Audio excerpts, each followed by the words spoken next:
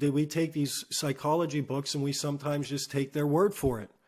We think that it's going to work for everybody that same way. But once we put the focus band on people and you start having them look out at the target and see it go red, well, that tells a whole different story. You could have a sensing player more into their move at address, almost like they're practicing, and see a relaxation effect take on. Well, that's completely counter what a lot of the old psychology books said. They all said you got to be reactionary. What we can take from that research is we know that the zone is a relaxed awareness. But again, you might get relaxed through talking. You might be more relaxed by engaging and looking like you're carried on. And this happens with a lot of juniors and parents. They say, you don't look very serious out there. You're chatting with your friends. You should tighten up. Well, that kid needs to be doing that. Other times for introverts, the best thing they sometimes say is they go, my God, you mean I don't have to talk? That's awesome. That's what I want to do. But they feel guilty because they feel like they need to be socializing. And so when you start learning what makes you tick, you start picking up more from those psychology books because you're going to realize, wow, that works really well for me. But again, it's marginal success because it's never really been tailored nor really tested. Now we're getting a lot more cool tools out there to be able to test to see if this does in fact produce relaxation. And going back to the targeting, I mean, sensors don't even really need to be doing much with targets at all. Once they've established their target and they're set to the ball, they can literally forget about it. And there will be no decline in their performance whatsoever. So Austin, who I caddy for, he was trained and was taught you need to set up looking at the target.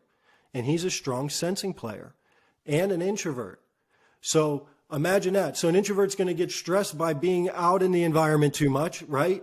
And a sensing player is going to be getting stressed by worrying about the outcomes and worrying about the target too much. Well, so that's a double whammy. But it took a long time to get him to learn to do the trust, because he had good teachers telling him this is the way to go. And obviously we can learn to get a little bit better at it, but it's like the dribbling basketball with my left hand. I can get good, but it's not going to be as good as my right. It's never going to be that good. So we took him to the Heathrow Country Club out where I was in Florida, and I didn't let him engage the target one time. We set an intermediate spot, and I literally stood in front of him until he was set and ready to swing, and then I stepped out of the way.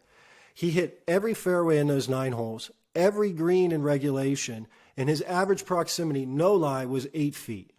I think he went 5 under or 6 under casually through those 9 holes with no target engagement whatsoever. And from there, he really then bought in and his game changed. We made it through Q School that year.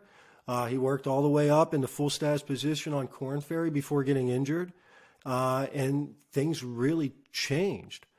And so there's a lot of books out there that say, hey, be intuitive. Well, a lot of psychologists are intuitive in nature. They're designed, and their profession is to see patterns and novel approaches to be able to help people and to be able to sift through things and see that big picture.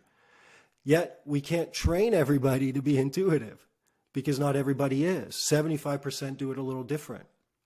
And so again, keying in on yourself, it's the way to maximize that success and understand what you need to do to bring out these things that they're talking about and our ultimate goals.